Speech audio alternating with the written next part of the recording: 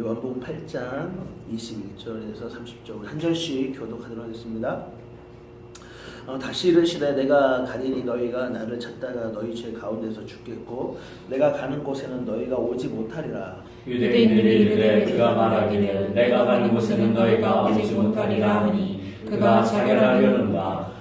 예수께서 이르시되 너희는 아래에서 낳고 나는 위에서 낳았으며 너희는 이 세상에 속하였고 나는 이 세상에 속하지 아니하였느니라. 그러므로 내가 너희에게 말하기를 너희가 너희 죄 가운데서 죽으리라 하노라. 너희가 만일 내가 그인 줄 믿지 아니하면 너희 죄 가운데서 죽으리라. 그들이 말하되 내가 누구냐. 예수께서 이르시되 나는 처음부터 너희에게 말하여 온 자니라.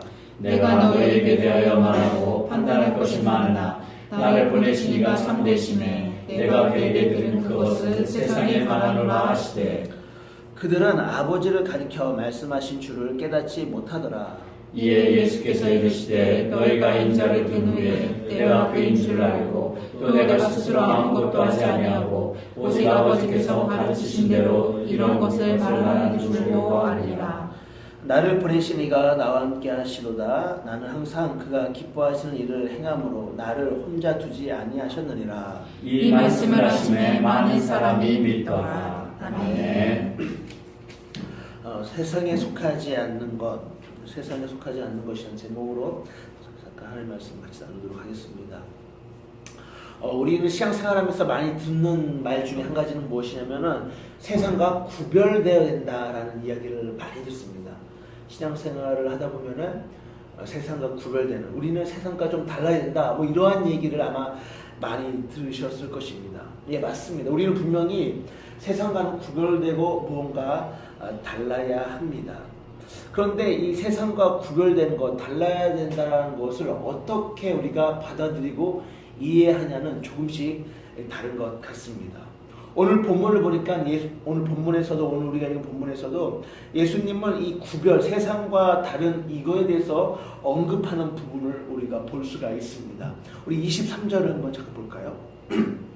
오늘 우리가 읽은 본문 23절 다시 한번 읽어보겠습니다. 시작. 예수께서 이르시되 너희는 아래에서 났고 나는 위에서 났으며 너희는 이 세상에 속하였고 나는 이 세상에 속하지 아니하였느니라. 네. 그러니까 23절에 보니까 이제 예수님이 사람들, 특별히 이제 유대인들 향하여 가르쳐서 이야기하기를 너희는 아래에서 났고 나는 위에서 났고 또 너희는 세상에 속하였고 나는 세상에 속하지 않았다라는 어떤 성과 속, 세상과 구별된 것에 대해서 이야기하는 것을 볼 수가 있습니다. 이것뿐만이 아니죠. 이것뿐만이 아니라 해도 많은 부분에서 세상과 짝하여 살긴 하지만 우리는 세상과 달라야 된다는 것에 대해서 끊임없이 이야기하고 또 들어오셨을 것입니다. 그런데 세상과 구별된다고 해서 세상과 구별되어야 된다고 해서 그러면 우리는 저기 산속에 들어가서 집 짓고 혼자 사나요? 막 수행하면서? 그렇지 않죠. 그렇지 않습니다. 우리는 세상과 구별되어야 되지만은 세상 속에서 삽니다. 세상 속에 산다는 것이죠. 세상과 짝하여 산다라는 겁니다. 세상 속에서. 그렇다면은 이 세상과 구별되어야 되는데 그러면은 어떻게 하는 것이 세상과 구별될 것인가? 우리는 분명히 세상 속에서 살고 세상과 짝하여 사는데 그럼 어떻게 하는 것이 세상 속에서는 살지만 세상 속에 속하지 않는 것일까? 여기에 대해서 한번 생각을 해 보았으면 좋겠습니다. 일반적으로 많은 사람들이 또 교회에서 세상과 구별되는 것에 대해서 이야기할 때는 뭐라고 이야기하냐면 거룩이라는 말을 많이 사용합니다. 교회에서. 그렇죠? 교회에서 세상 속에 살지만 세상과 구별되어야 되는데 어떻게 되냐? 그거는 거룩해야 됩니다. 거룩이라는 것을 많이 이해를 듭니다. 거룩하게 사는 것이 세상과 구별되어 사는 것이다 라고 교회에서 많이 이야기를 하고 많은 사람들이 그렇게 또 말하고 있습니다. 네, 맞습니다. 거룩하게 사는 것이 세상과 구별되는 것은 맞습니다. 하나님의 말씀대로 죄를 짓지 않는 것, 이런 것을 우리는 생각할 거예요. 거룩이다라고 생각하면은 하나님의 말씀대로 살고 또 죄 짓지 않는 것, 이것을 거룩이다라고 생각할 텐데, 근데 오늘 우리가 읽은 본문에서는 예수님이 조금 다른 말을 들어서 이 구별되는 것을 우리에게 알려주시는 부분이 있습니다. 그것은 무엇이냐? 바로 29절이라는 것이죠. 29절. 오늘 우리가 읽은 본문 29절을 보면은 예수님께서 이렇게 말씀하십니다. 오늘 우리가 읽은 29절 다 같이 한번 다시 읽어볼게요. 시작. 나를 보내신 이가 나와 함께 하시도다. 나는 항상 그가 기뻐하시는 일을 행함으로 나를 혼자 두지 아니하셨느니라. 아멘. 자, 29절에 보면은 예수님께서 하시는 내용입니다. 예수님께서 하신 내용인데 이걸 좀 풀어 설명하면 이런 얘기죠. 나를 보내신 이가 나와 함께 하는데 나를 혼자 두지 않는다라는 거예요. 그러니까 항상 함께 한다라는 거죠. 자, 나는 예수님이죠. 예수님. 그리고 나를 보내신 이는 하나님이죠. 그죠? 그러니까 예수님은 하나님과 늘 함께 했다라는 거예요.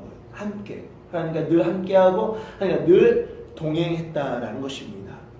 그런데 어떻게 해서 왜 하나님이 예수님과 동행했냐? 그 이유를 그러니까 예수님이죠. 나는 항상 그가 기뻐하시는 일을 했으므로. 그러니까 나는 하나님이 기뻐하시는 일을 하였기 때문에 하나님이 나를 혼자 내버려 두지 않고 늘 나와 함께 하셨고 나와 동행하셨다라고 이야기하고 있다는 거예요. 지금 예수님. 이것이 세상 속에 살면서 세상과 속하지 않았던 예수님의 모습이다라는 것입니다. 자, 세상에서 살지만 세상과 구별되는 것, 세상에 속하지 않는다는 것은 다른 말로 표현하자면 예수님은 하나님과 함께하는 것, 하나님과 동행하는 것이 세상에 속하지 않는 것이다라고 말씀하고 있다라는 것이죠. 그리고 하나님과 함께하기 위해서는 무엇이 전제되어야 되냐면은 하나님이 기뻐하시는 일을 하느냐 안 하느냐가 또 전제되어야 된다라는 것이죠. 누구를 기쁘게 하는가, 누구를 기뻐하는가, 이것이 핵심이다라는 것입니다. 예수님은 항상 하나님이 기뻐하시는 일을 하였습니다. 그래서 늘 하나님과 함께하였고 하나님과 동행하였습니다. 하나님과 함께하는 삶, 하나님과 동행하는 삶이 이것이 바로 거룩이고 이것이 바로 세상에 속하지 않는 세상과 구별되는 삶이라고 예수님이 말씀하고 있다라는 것이죠. 자, 그렇다면 이제 여기에서 질문이 있습니다. 나는 하나님과 함께하는가? 나는 하나님과 동행하는가? 많은 사람들이 당신은 하나님과 동행하십니까? 당신은 하나님과 함께 하십니까? 라고 이야기하면은 이 주체를 생각해요. 주체를. 자, 주체 어떠냐면 하나님 여기 있는데 내가 하나님께 붙었냐? 이거와 나는 여기 있는데 하나님이 나에게 붙었냐? 이 두 가지를 구분해서 생각을 합니다. 그래서 나는 여기 가만히 있는데 하나님이 나를 떠나는 경우는 없다라고 생각을 해요. 그죠? 우리 다 그렇게 해요. 나는 가만히 있고 하나님이 우리를 떠나는 경우는 없어요. 근데 하나님은 가만히 있는데 우리가 하나님께 붙었다 떨어졌다 하는 경우는 있죠. 예. 이것을 생각하면서 나는 항상 하나님과 함께 하는가? 이 질문에 우리는 자기 스스로 대답을 해야 합니다.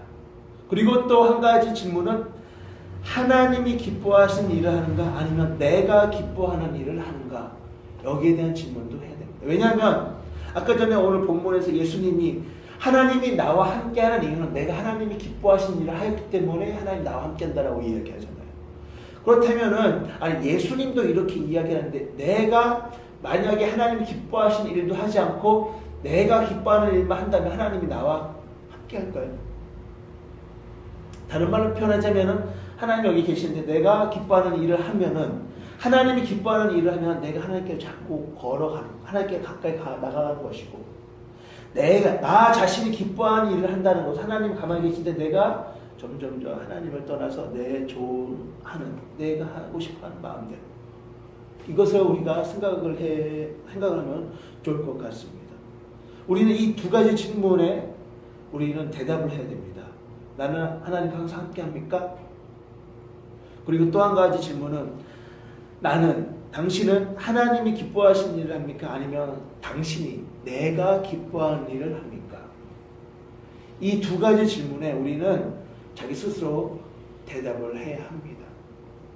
만약에 여기에 대해서 어떻게 대답하느냐에 따라서 우리는 세상에 속한 사람이 될 수도 있고요. 또는 세상 속에 살지만 세상에 속하지 않는 사람이 될 수도 있습니다. 과연 나는 어느 부류에 속한 사람입니까? 오늘 우리가 읽은 본문에서 예수님 분명히 이야기합니다. 너희는 아래에서 나는 위에서, 너희는 세상 속하고 나는 세상 속하지 않았다.